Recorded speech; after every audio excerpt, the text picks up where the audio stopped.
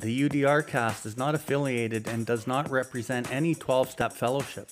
I, Bill Ward, the host of the UDRcast, will be sharing my experience and my journey of recovery. That does include, but is not limited to, the literature contained in the Big Book of Alcoholics Anonymous and the 12 Steps. Our guests will be sharing their own path to recovery and what has worked for them. The UDRcast encourages and supports all paths to recovery.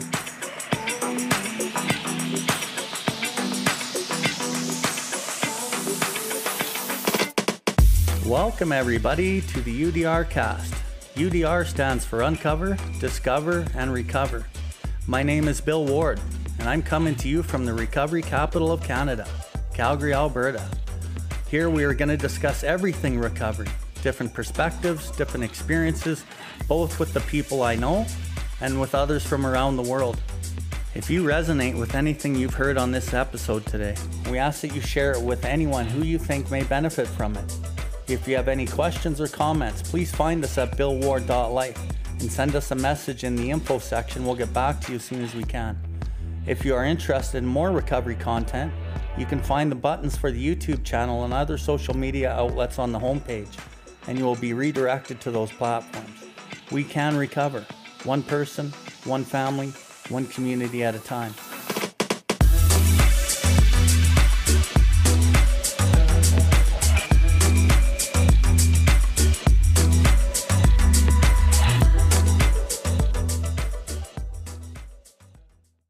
Is meant to be suggestive only. We realize we know only a little. God will consistently disclose more to you and to us.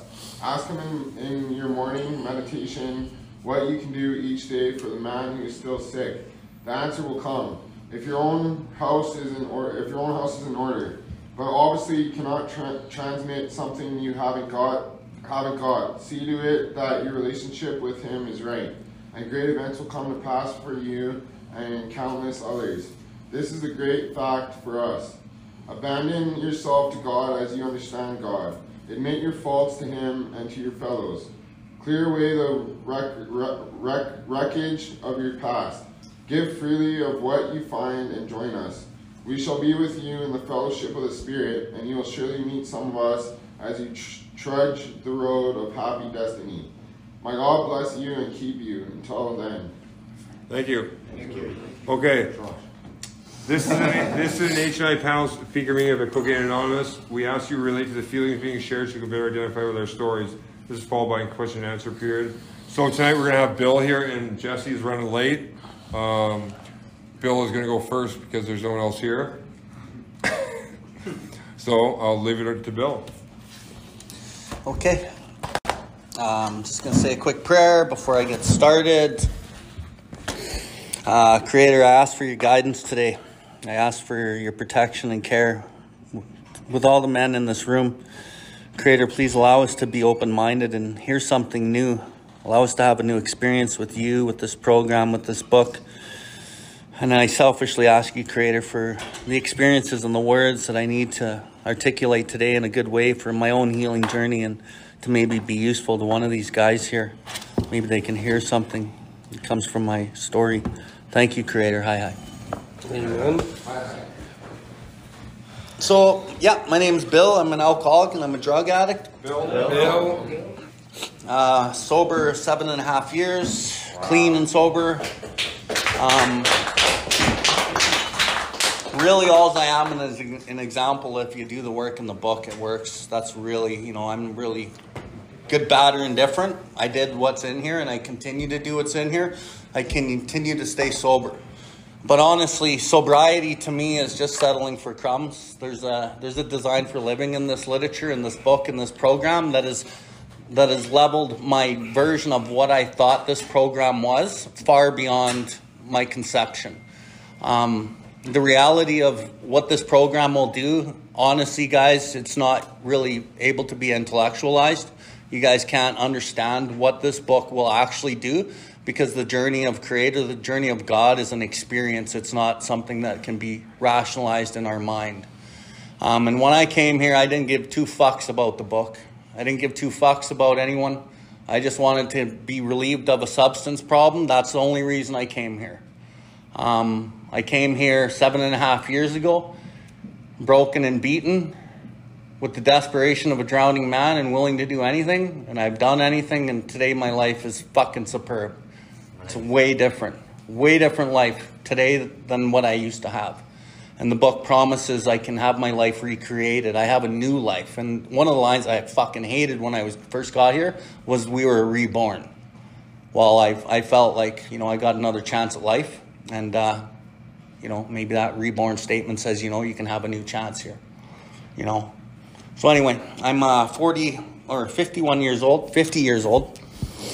Sometimes I still think I'm in my 40s. Jesse thinks I'm in my 30s, but you know, I'm just going to quickly run a few things down. So I'm First Nations, you guys can see. I grew up in a predominantly white world. I had to fight my way through this world. Back when I was growing up, you know, there wasn't many First Nations kids in the city, really, at all. And I went to a Catholic school, so everything was predominantly white. And, you know, kids are mean. So I really had to learn how to navigate life from a young age. And a lot of that came through violence and fighting and things like that.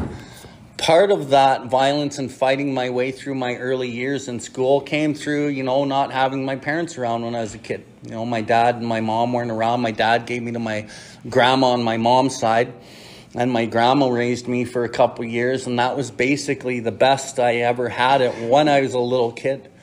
And then my mom finally got us back, and then, you know, I was in Calgary and went to school and kind of started dealing with the racism shit and didn't really understand it.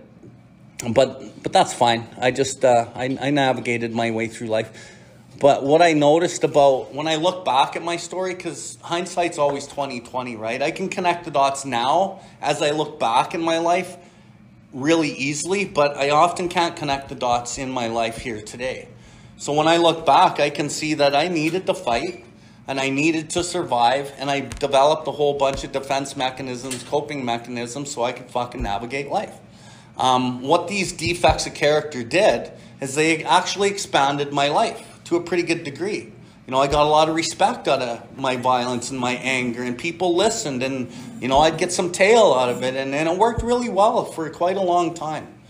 But I remember when I was about 13, 14 years old, you know, I didn't really know what life was about.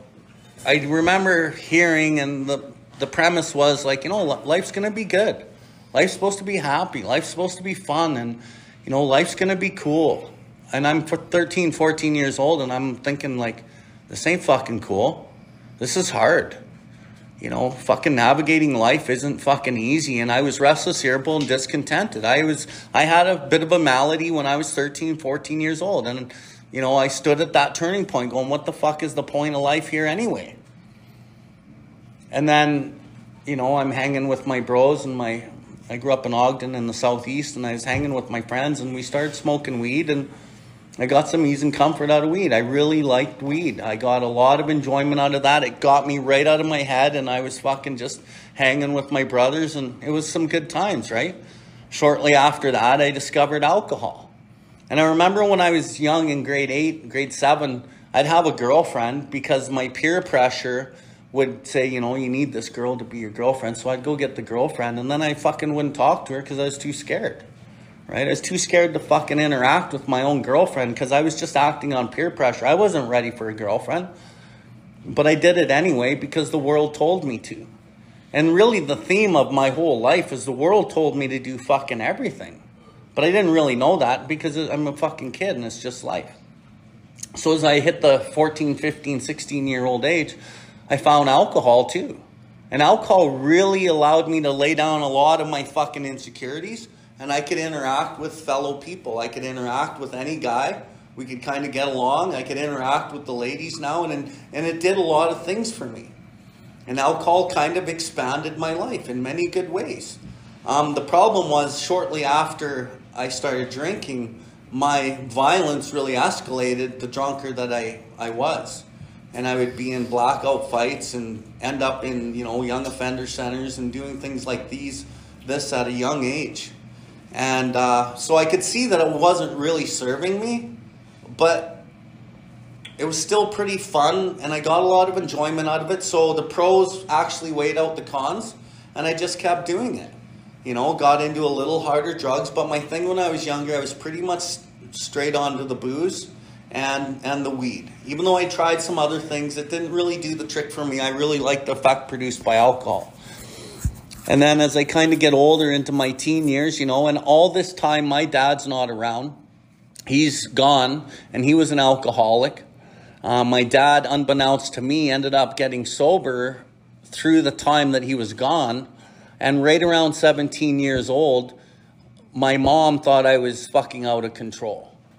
And I was pretty much out of control, but I wasn't doing anything different than what my peers were. Like I hear in the rooms and on speaker tapes, like I knew I was different. I drank different because I wasn't drinking like my friends. Well, I drank just like my friends. All of my friends in Ogden, we did the exact same shit. We all scrapped. We all passed out drunk. We all fucked each other's girlfriends. We all did the same stupid shit. So I didn't really see anything that wrong with it. But my mom did, and she's watching me kind of destroy myself as a young man at 17 years old. So unbeknownst to me, she called my dad, who was now a director of a treatment center in northern Alberta. He was the director of a Bonnyville Rehab Treatment Center up north. And he had come down to have a talk with me to, you know, because he wasn't around. My mom could kind of boss around, like, your son's pretty fucked up. You need to help him. So he came down right away, and he started having talks with me. And I wondered why he was even down, right? But then I figured it out. He's like, your mom actually asked me to come down here so I could talk to you about your alcoholism and your drug use and, you know, your behaviors, you're in and out of jail and these kind of things. And she's really worried about you, and she thinks you're going to fucking end up in jail or fucking die or something, right? And I was kind of pissed off at my dad for saying that shit. Probably first and foremost, I was pissed at him because he wasn't around, and he just comes down to tell me what's going on. And he's just here to fucking help me when he really hasn't been around at all. So I kind of got a resentment behind that. But he tried to get me to go into his treatment center. And I wasn't really having it. You know, I was just kind of, no, Dad, I'm pretty good. Thanks. No, I'm good. And he kept pressuring me, right? And eventually he offered me money to go into treatment. And I wasn't really doing fuck all. So I said, well, how much would you pay me to go to treatment? And he's like, oh, I'll pay you like $100 a week. And like, you know, I'm fucking 50 now, right? So this is 30 some years ago. $100 a week wasn't too bad when you're 17, when you're doing fuck all. So I said, yeah, sure. I said, on one condition, if I can bring my buddy Steve with me. My buddy Steve was like my right-hand man. We're always in trouble, always getting pulled over by the cops, getting in shit all the time. And his parents were just as worried about him as mine were.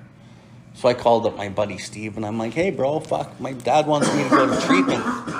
My dad wants me to go to treatment, and he's going to pay me to go. Do you think your parents would let you come if, you know, would you want to come? He's like, yeah, sure, bro, let me ask my parents. So he goes and asks his parents, and of course they said yes. And Steve and I headed up to treatment at 17 years old, loaded up his car with beer and weed, and drove all the way there, and fucking got fucked up all the way there and showed up a day late. And you know what? I came out of treatment. It was only a 30-day treatment stint. And I had quit drinking for 2 months, and I quit smoking weed for 1 month. So I thought that was a fucking total success because I didn't plan on quitting anything when I went there. So to me, I was like, fuck, that was really good. I did good, man. I'm fucking give myself a pat on the back and fucking carry on with my life. And, you know, it just got worse and worse. And, you know, from that point on till I was like 20 years old, I was in and out of jail like crazy. I almost killed a guy at a party during a fight. I got arrested and got charged with assault causing bodily harm, which was just under attempted murder in those days. And, you know, I was looking at doing some serious time if I got convicted. I could have changed my whole life. Luckily, this guy didn't show up in court, and, you know, I just continued drinking. But the thing about around now when I'm 18, 19 years old, I'm already kind of getting sick of drinking because it's causing me a lot of problems. And when I have one drink, I can't put it down. And I would go and buy, every time I drank, I would buy like 18 or 24 beer because I knew someone was going to ask me for one or two. And I always needed about 18. That was what I needed. And I was only about 120 pounds, but I needed 18 beer. So I always made sure I had 18 beer. But I started hating drinking a little bit when I was like, 19, 20. And it started really causing me a lot of troubles, and the hangovers were worse. And it just wasn't doing what it did for me. But it would still take the feelings that I didn't want to feel away. But I wasn't having a lot of fun with it anymore. And I remember I'd go out partying thinking it was going to be fun, and it wasn't any fun. And I was still drunk all the time. And like the fun of drinking really went away, around 2021. But I was fucking a slave to it already. It was my master, and I just fucking couldn't put the shit down. Weed also, right? And I tried to control and enjoy my drinking. Sometimes I would buy different types of booze because I didn't really want to, Rainier 4.5, so I could drink the 18 and still remember. Because all the time I would drink, I would never remember. And people would always say shit to me the next day, and I fucking would never remember. And I was always embarrassed because I always did stupid shit, right? Or I passed out in people's fucking... This one night, I actually went in this person's house, and I slept on this old lady's couch. And she fucking wakes me up. She's like, "Who are you? How'd you get in here?" And I'm just like, "Fuck, I don't know." And I fucking grabbed my shoes and just ran out of there. Like... dumb shit like that was constant in my life. And then finally around 22 years old, I'm up north in Alberta, and I'm working, and my dad's treatment center was in Bonnyville, same one I went to 5 years earlier. And now I'm working there. Unbeknownst to me, I fucking had a terrible night out. It was terrible. I fucking got in so much shit. I woke up in a place I never should have woke up in. And I prayed for Creator God to allow me never to drink again. And I remember I never prayed because I didn't believe in God. But that day I wanted to quit drinking so bad. And I was only 22 years old. And that's the last time I ever had a drink of booze. To this day. Never had another drink of booze. But for me, my story doesn't end like that.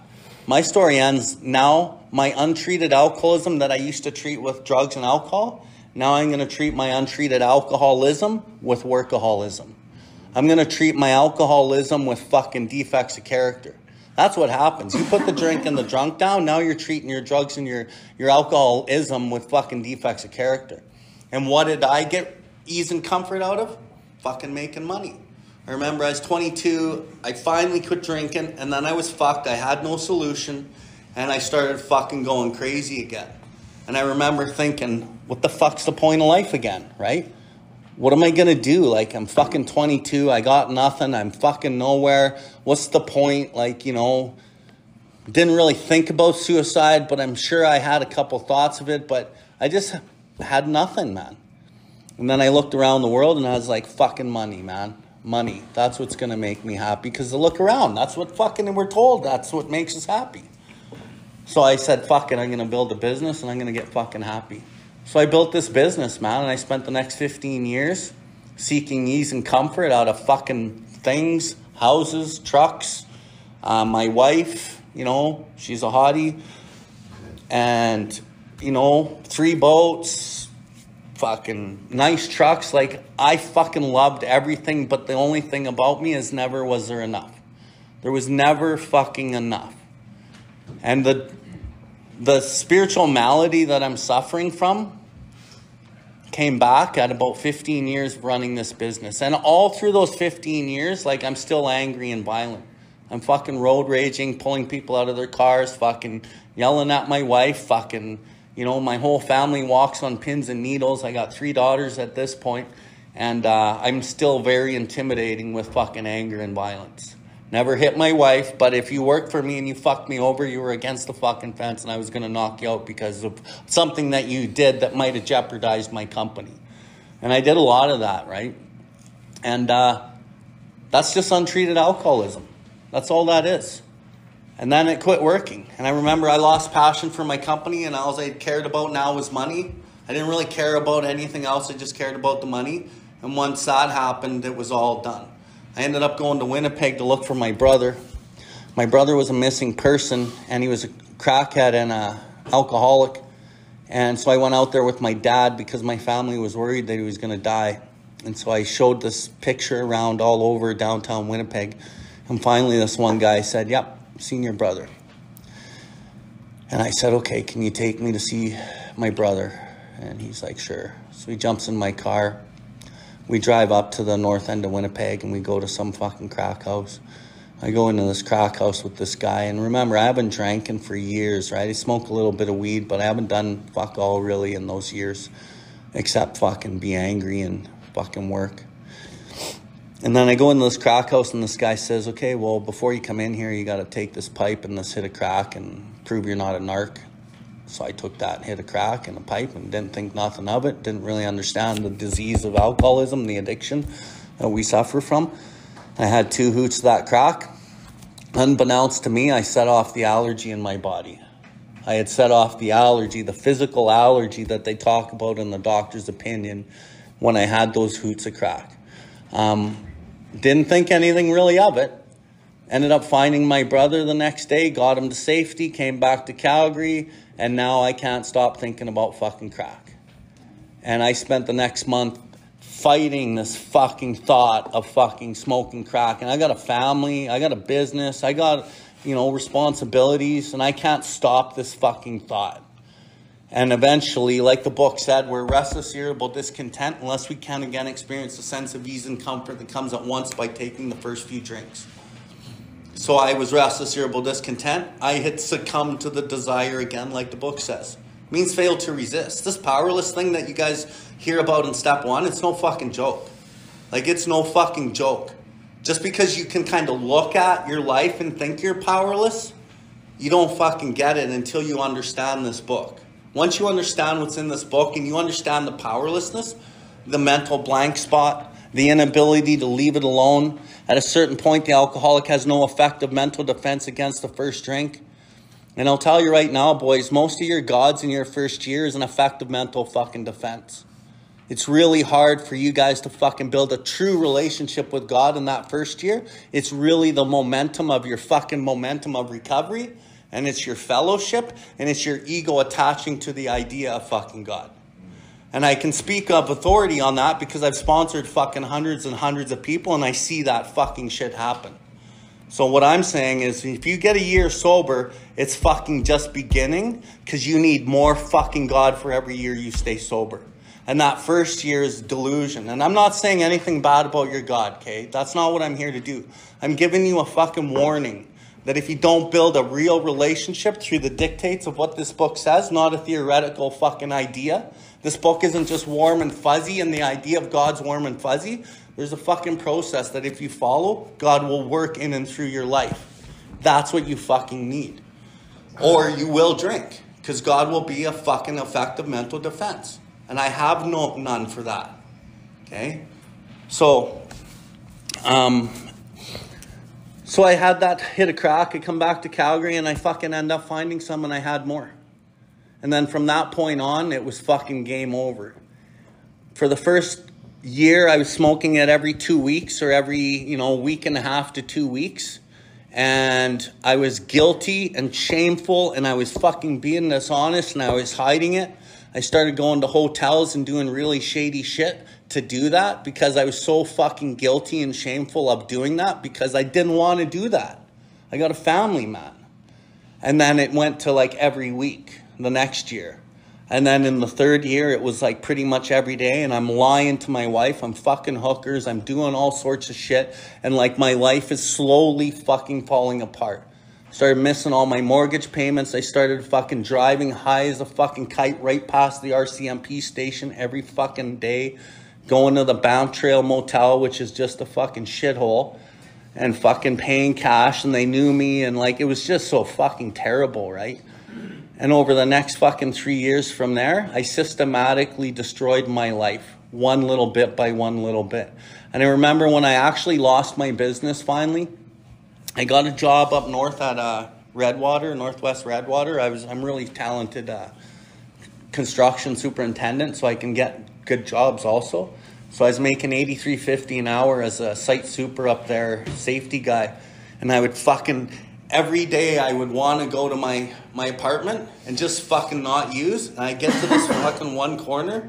I could go home and go to bed and send my wife the money that I stopped sending 2 years ago. Because I'm losing my house. I'm losing everything. And I'm making fucking 15 grand a month.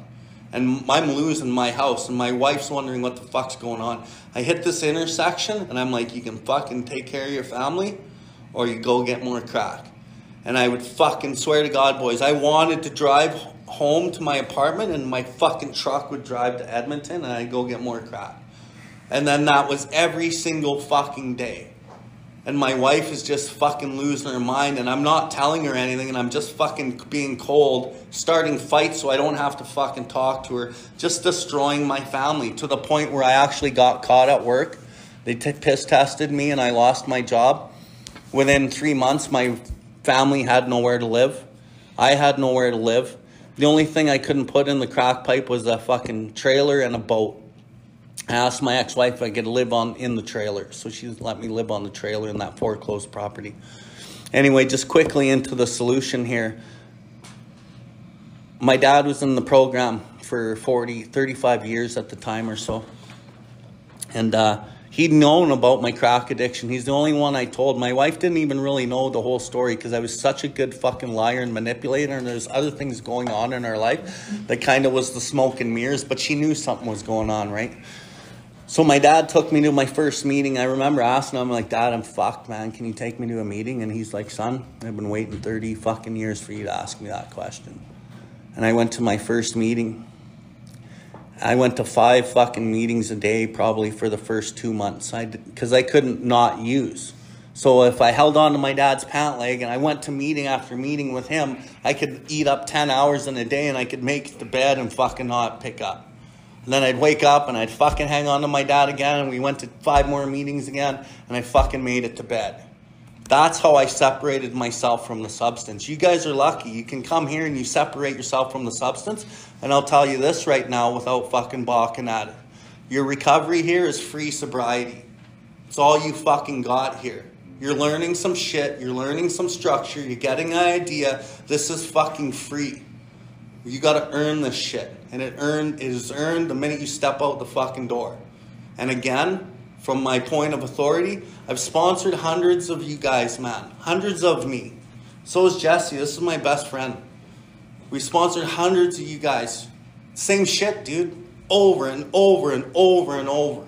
It's not even fucking sometimes this and sometimes that. It's the same fucking shit over and over. Your recovery has to start the minute you fucking leave this place, and you better have the desperation of a drowning man, because of all you guys here, typically the way this is going to work, one of you might stay sober for 5 fucking years. That's the reality. But if you fucking really dig in and give her a fucking good shot, probably half you guys have a good fucking chance. But the world of the material will take the other half out, and you won't come back. Some of you will end up dead. Some of you will fucking blot it out with fucking drugs, alcohol, pussy, gambling, whatever. But that's the fucking reality. So I went to meeting after meeting. I did my steps. My sponsor I met through a meeting. It was a speaker meeting. I didn't even know what it was. And I was watching this guy, and I was with my dad, and I'm like, fuck, does this guy own the fellowship? Like, he looked so sharply dressed and shit. I fucking didn't even think he was an addict or alcoholic. He's like, no, he's just an addict like you, man. And I'm like, fuck, he doesn't look like me, man. He doesn't feel like me. And then he started sharing his story. And in the book, with the allergy, it talks about this guy explains many things for which I could not otherwise account. And he's explaining everything that I couldn't fucking figure out in my life. Wondering why I kept fucking picking up. Why I'm in another hotel. Why I'm in fucking Red Deer in the middle of the day when I'm supposed to be working, driving fucking gravel roads, smoking crack. He explained all that shit to me. But really what he explained was my feelings, my emotions, my anxieties, my fears, my anger. And I'm like, that fucking guy is me. And then I got into this book with him. And I didn't even believe in this fucking book. Today I'm a big book thumper. But when I got here, I didn't give 2 fucks about the book. I didn't think this was going to work. But you know who I believed in? Was my sponsor. And he met me every week, once a week. And he gave me his fucking heart. He gave me his time. And I was just like, holy fuck, man, this guy loves me. And he'd tell me shit I didn't want to fucking hear. And your guys' sponsors are going to tell you shit you don't want to fucking hear. And you're going to say, fuck you. Don't do that. I'm telling you guys that these people give a fuck. And I would leave that fucker and I'd be like, fuck him. And then I would sit there and go, fuck, he's spent 5 weeks with you every fucking week. He's answered every one of your calls, man. What does he have to gain? He fucking loves you, man. He gives a fuck. And I always had to remember that. And that guy taught me what was in this book, at least to a degree. And I got done my 12 steps and I fucking started sponsoring and I've never looked back. That's why I picked that reading. My job today is to help you guys fucking stay here, to recover from your spiritual malady. Your drugs and alcohol are a fucking symptom. Symptom. The surface was hardly scratched when you moved the fucking alcohol and drugs from your life. The real root, and I'm going to quote a line out of this book and then I'm going to wrap it up. Character defects, representing instincts gone astray, has been the primary cause of our destructive drinking and failure at life. Unless you are willing to work hard at elimination of the worst of these defects, both sobriety and peace of mind will fucking elude you. That the whole faulty foundation of your life will have to be torn out, built upon a new bedrock. If you don't worry about your character defects fucking seriously, you will have no sobriety and you will have no peace of mind. And the faulty foundation of your life that needs to be torn out, anyone guess? Self. Selfish, self-centeredness, that is the root of our troubles. We are driven by 100 forms of fear. We must be rid of it or it kills us. If you guys die from your substance, it's not from the substance, it's selfish self-centeredness. Once you understand this at a deeper level, you'll fucking see it, and I see it all the time. We must be rid of it. And what's the new foundation life has to be built on? God. Upon the simple cornerstone, a wonderfully effective spiritual structure could be built. Could be. Today I live a wonderfully effective spiritual structure that's built right in here. I don't have all my shit back. I have a 2-bedroom, fully furnished apartment, a humble little car. My relationships with my kids and my ex-wife and everybody in my life is fucking top shelf. My life has never fucking been better than it is today. Why? Because it's an inside job. When I get good on the inside, everything's good on the outside. So you guys fucking dig in like your life depends on it, because it fucking does. And if you've seen me share at meetings and I see him overbearing and shit, you know why I'm like this? Because I see too many of you fuckers die. When you've worked with enough guys and you see people die right in front of your eyes, you get fucking convicted.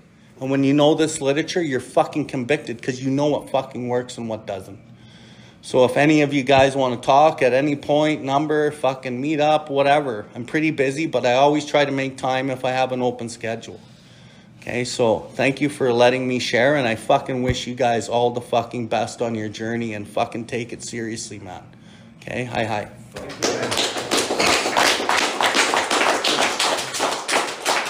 Thank you for tuning in to the UDRcast. We hope you have enjoyed this episode. The viewpoints and the opinions expressed today were solely of the individual sharing them. If you resonated with this episode, please follow us and share this link with anyone that may benefit from it. Please visit us at Billwardlife to see everything that we have going on. We can recover, one person, one family, one community at a time.